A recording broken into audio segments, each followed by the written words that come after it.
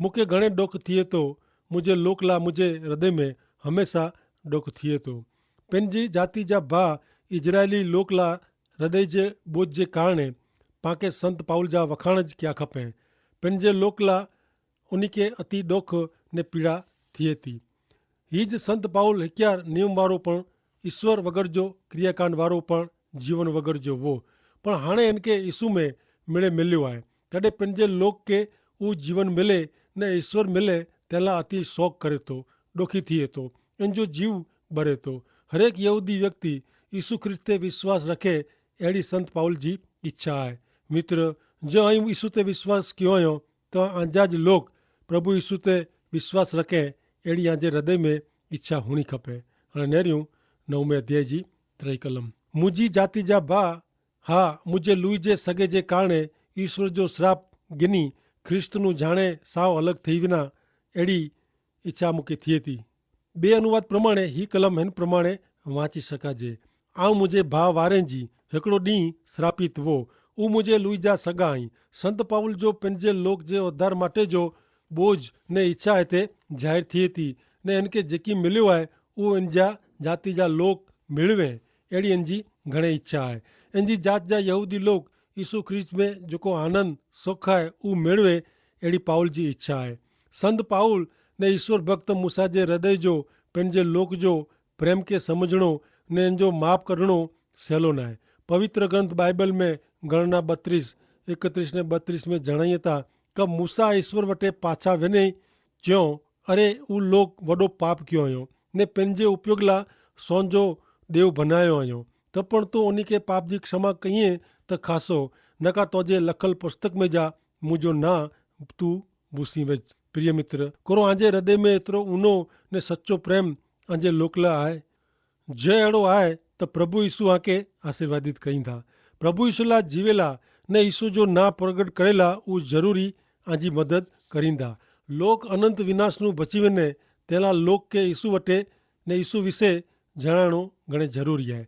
हाणे नेरियूं 4 ने 5 कलम। इजरायली लोक ईश्वर जा पसंदि करेला लोक आहिनि।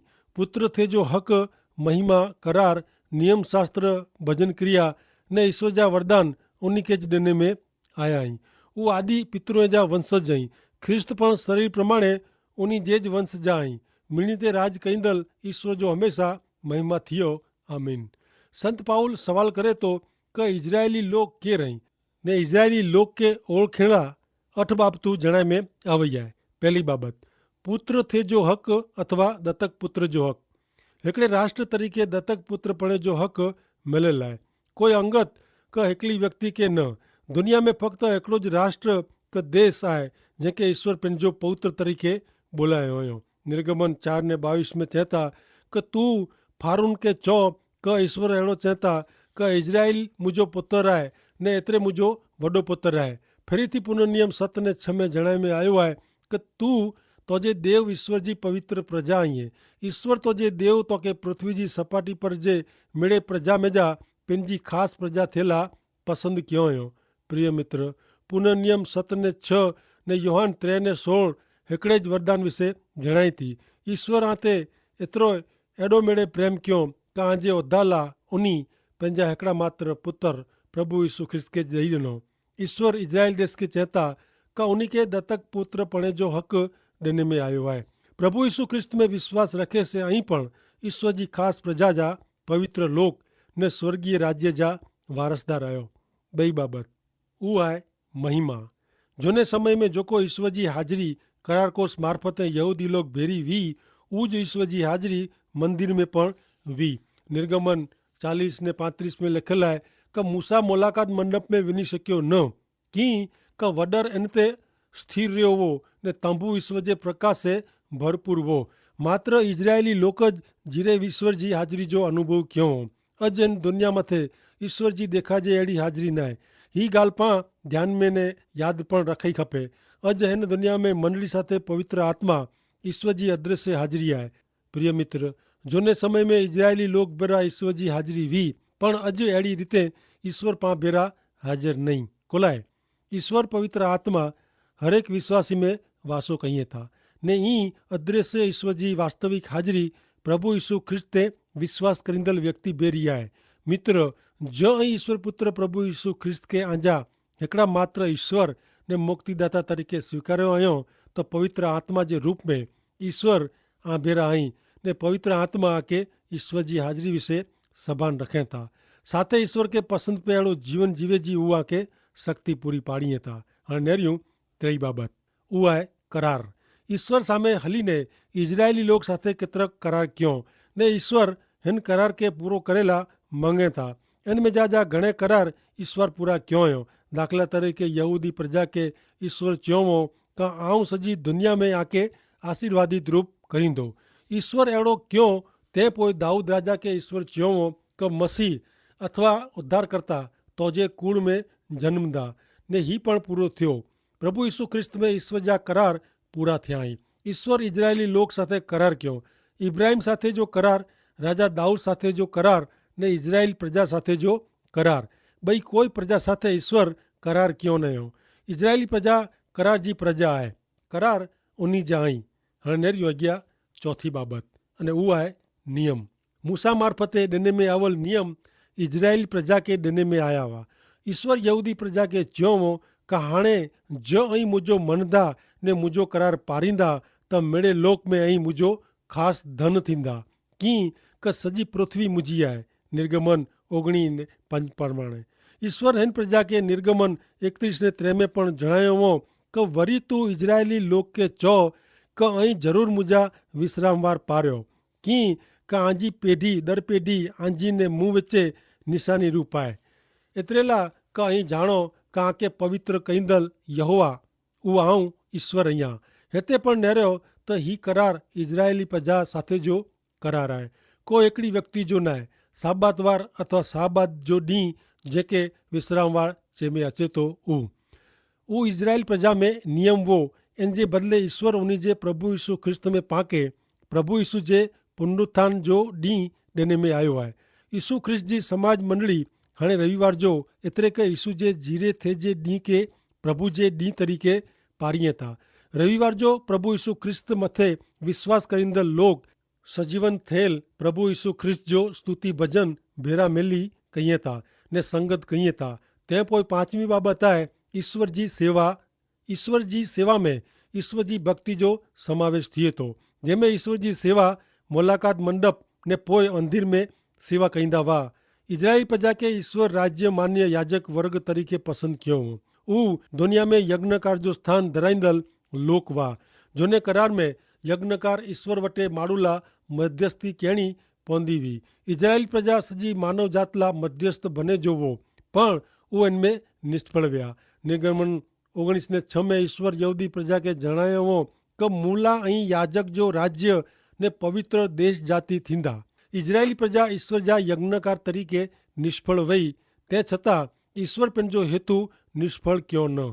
ईश्वर लेवी ना जे कुड़ के ईश्वर जी सेवा भक्ति करेला पसंद क्यों।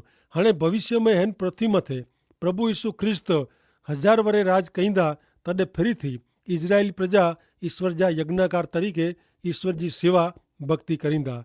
हाणे नेरियूं छठी बाबत ईश्वर जा वचन अथवा वरदान ऐं बाइबल जो जूनो करार इजराइल लोक के ॾिनल ईश्वर जे वरदान से भरपूर आहे।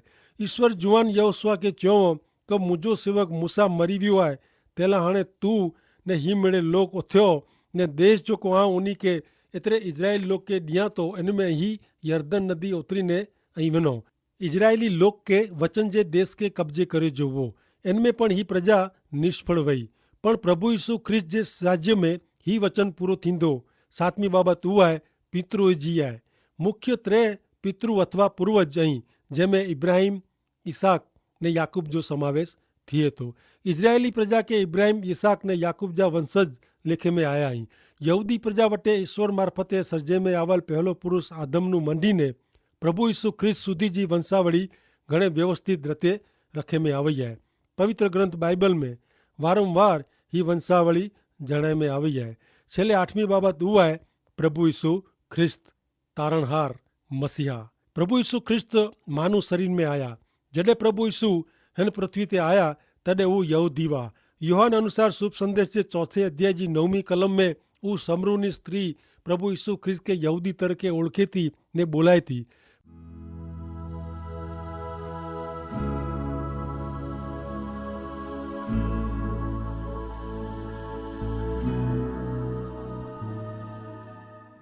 પ્રેષિત પાઉલ જણાયતા કે અસી ઈસુ ખ્રિસ્ત કે શરીર સે ઓળખો નતા. નેરો 2 કોરિન્થી 5મો અધ્યાય ને 16 ચેકતા કે ઈ અસી હાણે કેંજી ગણતરી માનવી ધોરણે કહ્યું નતા. જેકી હેક્યાર અસી પ્રભુ ઈસુ જો પણ માનવી ધોરણે મૂલ્યાંકન ક્યોવો પણ હાણે એડો કહ્યું નતા. એટલે એનો અર્થ એડો થયો કે પ્રેષિત પાઉલ પ્રભુ ઈસુ ખ્રિસ્ત કે ઈશ્વર તરીકે ઓળખેતા ને જાહેર પણ કહીતા. યોહાન 1 અધ્યાય ને 14 જાણવામાં આવ્યું હોય કે શબ્દ એટલે કે પ્રભુ ઈસુ ખ્રિસ્ત માનવ તરીકે જન્મ્યા ને પામે વસ્યા. ઈશ્વર પિતા જે એકડે માત્ર પુત્ર કે શોભે એડો કૃપા ને સત્યતા સે ભરપૂર એડો એની જો મહિમા અસી ॾिठो. પ્રભુ ઈસુ ખ્રિસ્ત એકડા નંઢા બાળક તરીકે ઇઝરાયલ દેશમાં અવતર્યા પણ પ્રભુ ઈસુ ખ્રિસ્ત એટલે અચીવાળા મસીહા વા. રોમન 9મો અધ્યાય ને 6 કલમ આણે પણ સુણો. મુજો ચોણ એડો નાય કે ઈશ્વર જો વરદાન નકામો વ્યૂ આય. કારણ મેળે ઇઝરાયલી લોક ઈશ્વજા પસંદ કરેલા લોક નહીં. હેતે એકડી વિચિત્ર રજૂઆત કરે મેં આવી આય. હેન વચન પ્રમાણે મેળે ઇઝરાયલી લોક કુદરતી રીતે જન્મ્યા એટલે સચ્ચા પસંદ કરેલા લોક નહીં. હણે હેતે પ્રેષિત પાઉલ હું સત્ય જણાયતા કે ઈશ્વર જો વરદાન નકામો વ્યૂ નાય. ઈશ્વર જો વરદાન તા બિન શરતી આય. ઈશ્વરજી યોજના નકામી વહી નાય પણ પ્રજા તરીકે યહૂદી લોક ઈશ્વર જે લોક તરીકે જીવે મેં નિષ્ફળ વ્યાય. રોમન જે પત્ર જે 3 અધ્યાય में પ્રેષિત પાઉલ જણાયતા કે યાકૂબ જા વંશજ તરીકે યહૂદી પ્રજા તરીકે જન્મ થઈએ इनमें ने आत्मिक रीते जन्म थिए इनमें फ़र्क है. ईश्वर जी नज़र में इजरायली प्रजा में जो को खासो भाग है काता वो कुदरती रीते यहूदी वे कपोई बई रीते वे पण उज आत्मिक वारसदार आए. हेते बिन यहूदी जो समावेश करे में आयो ना. मात्र ईश्वर जे पक्ष में उभा रोंदल बाकी जे भाग जे यहूदी विशेष जणाय में आयो है. हेते पाके ऊ पण जाणेला मिले तो का कोई पण व्यक्ति का लोक वारसदार रीते का कुदरती रीते ईश्वरजी प्रजा बनी सके नहीं. प्रभु यीशु ख्रिस्त में विश्वास कईंदल व्यक्ति ज ईश्वर जो संतान बने तो. कोई सच्चो ज चयो कि ईश्वर के पौत्र का पौत्री नाय मात्र पुत्र का पुत्री ज अई. बे अर्थ में ईश्वर पांजा पिता आई दादा नहीं. ईश्वरनु शिष्य घणो उ धर्म नाय पण ईसु ख्रिस्त पर जे विश्वास मार्फते ईश्वर साथे संबंध में अचणु उ आए. हाँ नेरो रोमन जे 9 अध्याय जी 7 कलम. वरी इब्राहिम जा मेड़े वंशज की ईश्वर जा बाळक नहीं. ईश्वर इब्राहिम के च्यों फक्त ईसाक जा संतान तोजे वंश में लेखांदा. जोको पाउल वटे एड़ी दलील कहींदा वा का वो कुदरती रीते यहूदी आई तेला ईश्वर जी प्रजा आए. उन्हीं के ही कलम चोखो जणायती कि एड़ो मनणु भोल भरेलो आए सच्चो न है. जो मात्र वंश की दृष्टि से यहूदी के ईश्वर जी प्रजा ने ईश्वर जा वारसदार लेखे में अचे तो इब्राहिम मार्फते ईसाक के इस्माइल बोएजा वंशज ईश्वर जी प्रजा ला हकरूप बने पण वो शक्य न है. प्रिय मित्रों, शारीरिक ने आत्मिकता में वडो तफावत है. देहिक है वो फक्त देही गाल मथे ज मन लगाईए था पण जो को आत्मिक आई वो आत्मिक बाबत ते शोधिए था.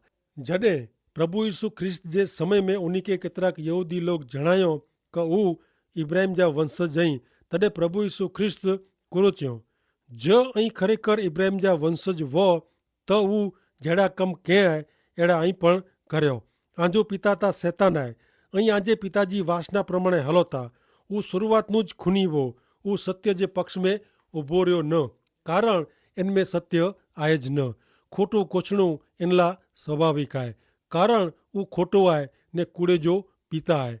प्रिय मित्र, ही शब्द पाके घणे आकरा लगे आई पण प्रभु यीशु ख्रिस्त हेते आत्मिक ने दैहिक वच्चे चोखो तफावत है वो जणाईता.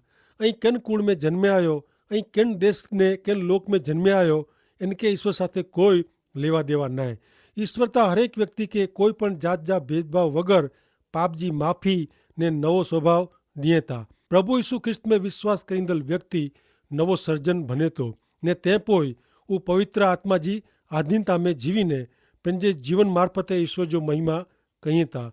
ने नवो जन्म मेळवेल व्यक्ति ईश्वर जा सत्य पवित्र ને ન્યાય સ્વભાવ પ્રમાણે જીવન જીવે જી ઈચ્છા રखे तो પવિત્ર આત્મા જે શક્તિ में નવો જીવન જીવે તો પણ વ્યક્તિ જોકો ઈશ્વર પરાયણ આય એડो દાવો करे तो પણ એન જે જીવન में ભૂંઢાઈ ઢોંગ આય તો वो व्यक्ति ईश्वर जे नामे बेके क्षेत्रे जो प्रयत्न करे तो संत योहान एन जे पहले पत्र में 3 अध्याय जी 9મી ने 10મી कलम में एन प्रमाणे जणाईए था कि ईश्वर जो संतान पाप में रेजो चालू रखी सके न कारण एन वटे ईश्वर जो स्वभाव आए ने ई ईश्वर एन जा पिता आई तेला वो पाप में रेजो चालू रखी सके न ईश्वर जा संतान ने शैतान जे बाळक वच्चे ही वडो तफावत है जो को ईश्वर जे धोरण प्रमाणे वर्ते नतो अथवा पंहिंजे भाउ ते प्रेम करे नथो उहो ईश्वर जो बाळक नाहे।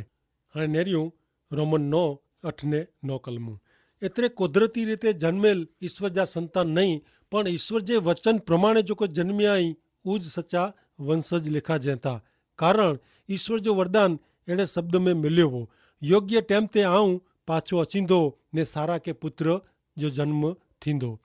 प्रेरित पाउल हिन विषे चोखवट कहींदे ईश्वर जा संतान तरीके पसंदगी पामेल ने पसंदगी नहीं पामेल विषे समझण ॾिए था। दैहिक रीते जन्मेल ईश्वर जा संतान नहीं वचन प्रमाणे जन्मेल ईश्वर जा संतान पसंद करेला संतान नहीं यीशु ख्रिस्त साथे जे संबंध जे कारणे अहीं मेड़े हिकिड़ा आयो जो अहीं ख्रिस्त जा आयो तो अहीं इब्राहिम जा वंशज पण आयो ने ईश्वर जे ॾिनल वरदान प्रमाणे अहीं वारसो मेळवींदा। मुंहिंजा भाउ ईसाक वारे जी पां ईश्वर जे वरदान प्रमाणे जा संतान आहियूं। इन विषे गलाती 3 ने 29 ने 4 ने 28 प्रमाणे पानेरियूं तो मित्र यीशु ख्रिस्त में विश्वास रखंदड़ हरेक व्यक्ति ईश्वर मार्फते पसंद करेली पसंद मेळवेली व्यक्ति है। पवित्र ग्रंथ बाइबल में प्रकटीकरण जे पुस्तक जे 2 अध्याय ने 9મી कलम ने 3 अध्याय ने 9 में जणाय में आयो है कि जेको पिन के यहूदी लिखिए था पण वो शैतान जी सभा जा आई वो तोजी केड़ी निंदा कहिए था वो पण आओ जाना तो सुण वो शैतान जा दोस्त कूड़ा पिंड के यहूदी चेता पण हकीकत में अड़ो न है। मित्र पा पिंड विषे बड़ाई मारी ने ठग वतायूं तैसे खासा बनी वेनो न था। ईश्वर पवित्र आत्मा जो कम पांजे जीवन जो परिवर्तन कराए जो है प्रभु यीशु ख्रिस्त में विश्वास कईंदल व्यक्ति जीवन परिवर्तन वारी वेती ते पोइ ईश्वर की इच्छा प्रमाणे जीवन जीवेला लगातार प्रयत्न करे थी जो वो ईश्वर के अधीन रहीने पंहिंजो जीवन जीवे में इनजी जेब करता इनजो जीवन साक्षी पुरे तो कि वो ईश्वर जो संतान आहे। वो हाणे दैहिक रीते जुने पापी स्वभाव प्रमाणे जगत जे धारा धोरण ने रीतभात प्रमाणे न पण संपूर्ण रीते नवे मार्ग में हले तो। प्रिय मित्र आंजो जीवन आंजे बारे में साक्षी पूरे तो तेला आके कुछ जी पण जरूर रहे नथी क अहीं आत्मिक कयो क देही कयो पण अज अहीं आंजे जीवन के तपासीने कोरो भणणु उ चौक्कस पसंद करी सको था। यीशु ख्रिस्त में विश्वास रखंदल हरेक व्यक्ति नवो बनी वने तो नवो सर्जन बनी वने तो अने तेला ईश्वर पिता के सहाय कर्यो। आमीन।